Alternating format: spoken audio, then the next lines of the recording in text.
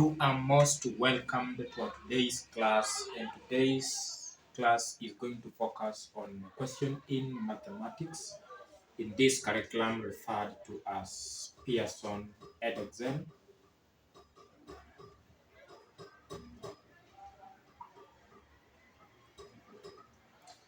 This is a question from the advanced level referred to as the international advanced level. And the question has actually been extracted from a topic called series and sequence.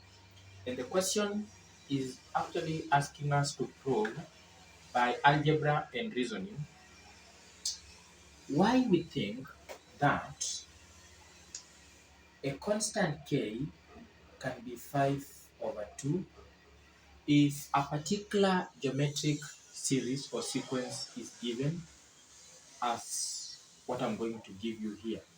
So you're told that 3 raised to 4k minus 5 as our first term, and 9 raised to 7 minus 2k as our second term, and 3 raised to 2 into k minus 1 as our third term can end up, if reasoning and algebra is applied, giving us k as 5 over 2 or 2.5. So with reasoning and with algebra, how do we end up proving that k is our constant in this arrangement or this sequence is 5 over 2 or 2.5? We can be able to actually understand that if we had a preview of this topic, as far as algebra is concerned, we were told that the nth term of a geometric progression, the nth term. So if I want to get the nth term, which formula do I use? I'll actually be able to say the first term n multiplied by a common ratio r raised to n minus 1. And of course, S stands for the first term, just like the way the first alphabetical letter is N. Then R stands for the common ratio.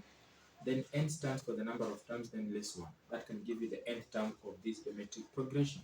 So the question has actually been able to get extracted from a particular section of algebra referred to as series and sequence, more specifically geometric progression or geometric sequence.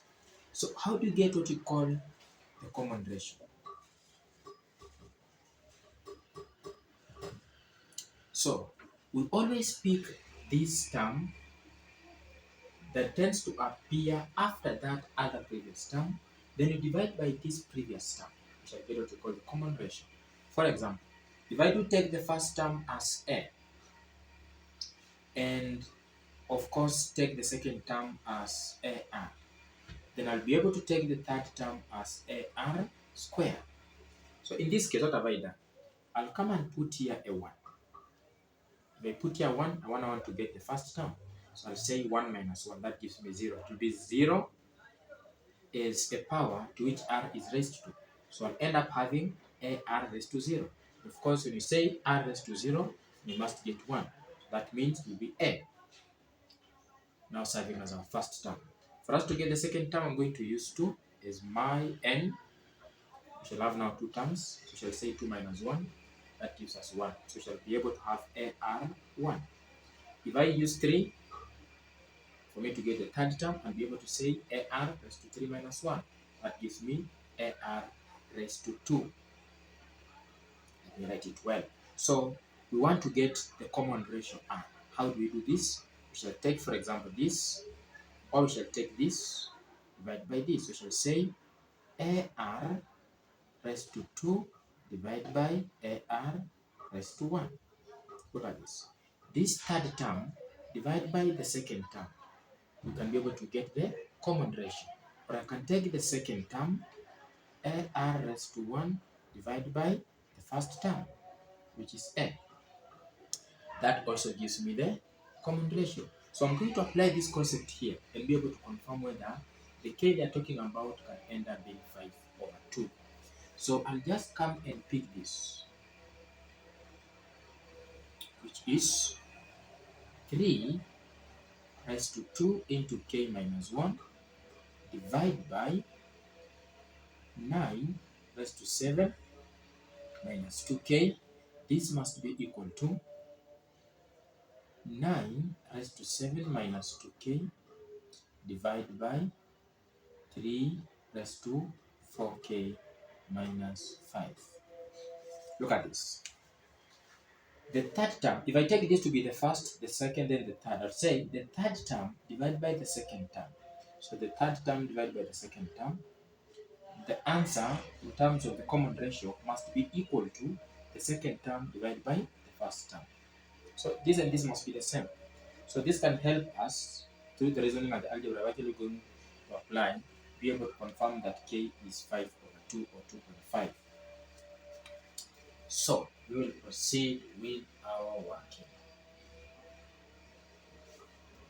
So let's see, we can be able to open the brackets. You shall have 3 raised to 2k minus 2. So I've just said 2 times k, then 2 times 1. Then I'll divide this by, I can be able to actually simplify this so that the lowest base I'm going to use is 3. Because the base here is 3, the base here is 3. So 9 is the same as 3 power 2. Then our power is 7 minus 2k. Okay, this must be equal to, again, I'm going to actually rewrite this 9 to base 3. So 9 is the same as 3 squared, so 3 power 2 into the power 7 minus 2k, k, then this is divided by 3 power 4k minus 5. So we can further simplify this. So let's write it here. So you have 3 power 2k minus 2 over 3 power 2 into 7 minus 2k, and this must be equal to 3 power 2 into 7 minus 2k, then over 3 power 4k minus 5, which was our first term. So you can proceed and have this. You can say 3 power 2k minus 2 over, you can simplify this, 3 power, you can open the bracket, that is 14 minus 4k, that must be equal to 3 power 14 minus 4k, that is 2 times 2, and this divided by 3 power 4k minus 5. Okay, we are going to use reason as per what the question is actually trying to tell us, and be able to apply the laws of indices. You can be able to proceed and say 3 power 2k minus 2 divided by 3 power 14 minus 4k. The answer must be equal to 3 power 14 minus 4k divided by 3 power 4k minus 5. Reasoning is in action. So this divided by this must be equal to this divided by this. So the bases are the same, you can combine. So 3, we said in laws of indices, if I say a raised to m multiplied by, or let me say divide by a raised to m, then I can combine those two because the bases are the same and have a raised to m minus n. So I'll use the same concept here. So I'll have 3 raised to 2k minus 2, then division changes to minus. We'll take this power to have 14 minus 4k. This must be equal to 3. Then the power is 14 minus 4k. Then minus, open brackets, 4k minus 5. Okay, so we can drop the bases. So we shall have 2k minus 2 minus 14. So 2k minus 2 minus 14, then plus 4k. Why? Minus and minus will give us positive. So the result should be equal to 14 minus 4k then minus 4k, then plus 5. Because minus and minus can give us positive. I'm opening the brackets. So we shall have to collect like terms 2k and 4k. So that will be 6k minus 16. So 2k plus 4k, that is 6k, then minus 2 minus 14, that is minus 16, that must be equal to then 14, then plus 5, that will give us what? That will give us 19k, then minus 4k minus 4k, that will give us minus 8k. So we shall further collect like terms. We shall take 16 on this side and take 8k on this side. So we shall have 6k, okay, 6k plus 8k, that must be equal to 19.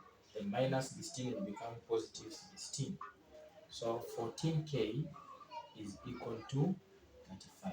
So we shall divide both sides by 14k, so that our k should be equal to 35 over 14. Let's look for a common divisor for both the numerator and the denominator. We shall have divide by 7, 5, divide by 7, 2. And that confirms that actually our k in this geometric sequence is 5 over 2. Thank you.